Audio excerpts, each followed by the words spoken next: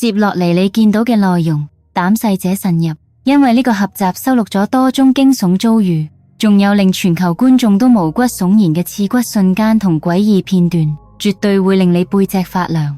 記得訂閱以上目擊，因為所有嘅目擊都係真相嘅碎片。一對獨立電影製作人嚟到一棟廢棄房屋，覺得呢度係佢哋下一部鬼片嘅絕佳取景地。一開始空氣中充滿好奇同興奮，但係佢哋一踏入去，混亂瞬間爆發，凳四處亂飛，房門砰砰關上，櫥櫃猛咁樣抬開，而呢啲全部都冇人觸碰過，似乎藏喺入邊嘅鬼魂怒不可遏，力量極強，直接將佢哋趕出去，以此宣告自己存在。驚恐之下，一行人倉皇逃走，佢哋始終唔肯定呢個任務究竟值唔值得冒咁大嘅風險。有啲地方佢哋發現遠唔止一個背景咁簡單。奧蘭多環球影城嘅冒險島樂園一向以刺激項目同沉浸式園區聞名，但最近有名遊客分享咗一段離奇經歷，令佢忍唔住懷疑園區混入咗唔應該有嘅東西。當佢行到失落大陸區域入口附近嘅時候，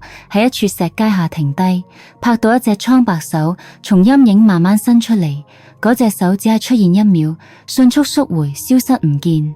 依家唔少人話佢哋可以喺同一座橋下聽到低沉嘅思考聲或者震動聲，好似下方黑暗入邊有嘢喺喐。咁你又點睇呢？歡迎喺評論區留言。印度嘅蘇爾唐金傑 Sultan Geng 係一處非常神聖嘅地方，朝聖者會聚集喺度祈禱同舉行儀式。一名男子經過浴場嘅時候，留意到附近坐住一個人，正輕聲誦讀宗教典籍入邊嘅經文。但係等佢湊近睇清楚，呢個人影睇落有啲唔啱。對方坐喺度，手上仲捧住書，但係膊頭以上根本冇腦袋。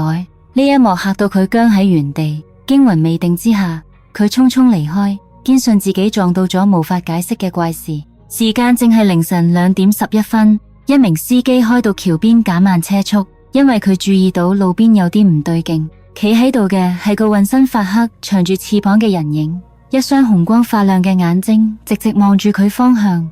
佢外形近似人形，但嗰雙翅膀令佢完全唔同於一般生物，毫無預兆。嗰生物猛咁張開翅膀升到空中，原本發光嘅紅眼漸漸變成慘白色，最終消失喺黑暗中。呢次短暫遭遇完全符合傳說中天鵝人嘅描述。有個女仔獨自喺屋企，佢正係拍自己嘅視頻，一陣怪聲吸引佢望向一個房間，往入邊一望，佢見到一個老婆婆正喺餵幾個小朋友，佢即刻慌咗神，轉身就走，但未走出屋就暈咗過去。後來一名超自然調查員查咗宅子歷史，呢度曾經係整個幽靈家族嘅居所，佢哋本無惡意，只有被打擾先會傷人。為避免事端，嗰間特殊房間早就鎖死，冇人敢入。呢啲幽靈一直安靜盤踞喺度。呢件事提醒我哋，有啲靈體偏愛獨處，只要唔打擾，佢哋會安守自己嘅空間。本來只係一次好玩嘅探險，點知最後竟然發現咗驚嚇嘅嘢。2020年6月，西雅圖有一班後生仔用咗一個叫 Randonautica 嘅 app， 佢可以生成隨機坐標，引導用戶去偏僻嘅地方探險。佢哋去到海邊一個偏僻沙灘，仲笑住話聞到一陣臭味，跟住就發現咗一個行李箱。當時佢哋仲拍緊片，但小心咁打開箱子之後即刻報警。箱入面有個垃圾袋，嗰股臭味就係腐爛嘢散出嚟嘅。警方到場後確認行李箱入邊裝嘅竟然係遺骸，死者分別係35歲嘅傑西卡·劉易斯同27歲嘅奧斯丁·溫納。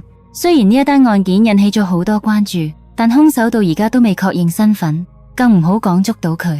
2008年，印尼有2名男子打算抄近路橫過一座舊橋，佢哋對呢座橋嘅靈異傳聞一啲都唔知。隨住佢哋越行越深入黑暗深處，佢哋注意到前面靜靜企住一名女子，完全一動都冇，於是心諗對方可能需要幫手。其中一人舉起手電筒照向佢，但係手電光照到嘅景象即刻令佢哋僵咗喺原地。嗰個身影淨係得下半身，根本睇唔到面，亦冇手臂，上半身咩都冇，就咁一個殘缺唔全嘅形體，唔自然咁企喺度。恐慌完全蔓延開嚟，佢哋即刻停咗錄影，驚慌咁衝落橋。但係呢次遭遇並冇就此完結，喺之後幾日，佢哋開始遇到各種奇怪無法解釋嘅異常。自從拍到嗰個鬼影之後，佢哋就再冇上傳過新視頻。呢片湖向嚟就怪事頻發，附近接連有小朋友失蹤之後，村民變得越嚟越驚，好多人都認為係巴柳水晶搞嘅一種同水有關嘅神秘存在。大家決定正面對佢，一班人喺某日聚埋喺岸邊靜靜守候。幾個鐘頭過去，一道黑影終於出現，漂浮喺水面之下，眾人即刻拋出漁網，成功捉住佢。就喺佢哋將網拉近嗰陣，嗰黑影開始放動，露出一張面，瞬間令所有人陷入恐慌。未等任何人反應過嚟，佢猛地掙脫開，重新沉翻入水。之後佢哋搜尋咗幾個鐘頭，但佢哋撞到嗰樣嘢，再冇浮翻出水面。度假翻嚟之後，有個男人本想求得安寧，但佢住處偏偏唔如願，詭異聲響喺空房間回蕩，物件總會無緣無故憑空消失。一日夜晚，緊閉嘅門後傳來隱約敲門聲，佢心跳加速，好奇慢慢靠近。可喺嗰一刻，一張陰森面赫然出現，雙眼發光，死死盯住佢。恐懼瞬間隔住佢，佢連忙吟誦聖詩，用一道光照向角落，影子瞬間消失，仿佛被黑暗吞掉。自此之後，佢再唔敢無人看家就出門，深信有一個隱隱嘅睇唔見嘅存在已經佔據咗呢一度。一名男子喺自媒體直播探索廢棄地點，手上只係帶一把手電筒，一步步向前。監視器短暫拍到一個黑面身影潛伏喺陰影，但佢最初並未察覺。再往前走，佢感覺到有嘢盯住自己，隨後睇清楚，黑暗入邊一個黑影企喺伸手唔到嘅位置。驚恐之下，佢轉身拔腿就跑，頭都唔會地離開。若果當時停低，個靈體可能跟住佢返屋企尋找新宿主。一隊超自然調查員嚟到一座舊橋附近，當地人早就唔敢喺天黑之後嚟呢度。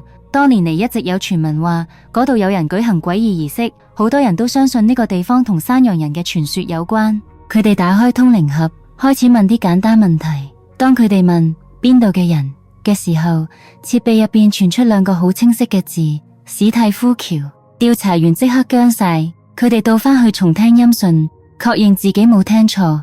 之後大家將通靈板擺喺地上，又小心翼翼咁重新開始提問，等住指針移動，希望可以得到更多答案。但呢次完全冇任何回應。離開之後，只係留低呢段無法解釋嘅錄影。有一名男子返咗去佢舊宅，呢間屋已經空咗10年。佢返去除咗回憶，根本冇其他要求。佢一踏入屋企，即刻感覺到2樓嘅氣流怪怪。喺一間房門口，有一個惡魔般嘅身影，一動都唔喐咁企喺度。個身影好似早就知道佢遺棄咗嘅屋已經唔再屬於佢，已經有其他嘢佔據咗呢度。屋入面每個角落，每片陰影都可以感受到，早喺佢返嚟之前就已經有生靈喺度定居。一切都清楚咁話俾佢知，呢度唔再係空屋，亦都永遠唔會變返空屋。佢只係個匆匆闖入嘅唔速之客。有一名住喺呢度嘅學生遇到咗一件好詭異嘅事。佢當時喺書房度，門突然自己嚟開關。佢原本以為係惡作劇，就走前去睇下，但嗰樣嘢又喐咗一次，附近根本就冇人。佢走出房間之後，見到一個黑乎乎模糊嘅人影，靜靜咁喺上面嘅回廊滑過。佢仲未睇清係咩，就好奇行埋近啲，結果個人影突然發出一聲尖銳又詭異嘅尖叫。佢即刻拼命衝返屋入邊，匿喺張台底，大聲叫朋友，但嗰個身影仲停喺門外。呢間鄰近舊墓園嘅旅館早就流傳住怨靈作祟嘅傳聞，而家佢親身經歷咗呢一場詭異嘅遭遇，低價執漏買咗呢間屋。起初佢哋仲覺得自己走咗大運，直到搬入去唔耐，怪事就開始發生。新屋主聽到咗唔少奇怪聲響，空角落仲會傳出隱約嘅低語聲。有一日，廚房嘅櫥櫃入邊傳出講嘢聲，佢滿心猶豫咁打開櫥門，點知咩都冇揾到。啱轉身，一張慘白嘅面孔突然冒出嚟，死死盯住佢睇。後嚟鄰居先講出呢間屋嘅恐怖過往，以前住喺呢度嘅人全部神秘失蹤。睇嚟佢哋嘅故事從來未真正完結。唔夠幾日佢就搬走，只留下空蕩蕩嘅屋，靜靜等住下一個毫無防備嘅執漏人。凌晨3點左右，2個好友受人請去探索一間靈異屋，希望可以影到啲唔尋常嘅嘢。一開始一切都好靜，但喺一間昏暗嘅房入邊，就喺佢哋靠近一個壁櫥嗰陣，一隻手突然猛咁伸出嚟，想捉住其中一個人，佢嚇到一跳，成身發抖。攝影師湊上前睇，但係壁櫥入邊咩都冇。緊接住，突然響起令人毛骨悚然嘅怪聲，暗處嘅回聲喺空氣中回蕩。驚恐之下，兩個朋友四散奔走，一個匿喺梳化背後，另一個飛快走咗出屋外。睇嚟呢間屋已經發咗明確警告，呢度唔歡迎任何訪客。撒旦橋全民不安，但係最近發現令到恐懼升級。風化石塊下，地面散落大量骨頭、肩胛骨、肋骨碎塊同埋其他骨骼殘片，冇人知點解會出現喺呢一度，係古老儀式殘留，定係動物骨頭經年累月堆積。無論如何，傳說多嘅地方底下埋咁多骸骨，令橋透出邪性。現今好多黑人會繞行，大家確信陰影唔只係黑夜。呢期內容到呢一度結束，你對邊個發現最驚訝，或者你知道其他類似事件？喺下方留言同我哋分享，下期不見不散。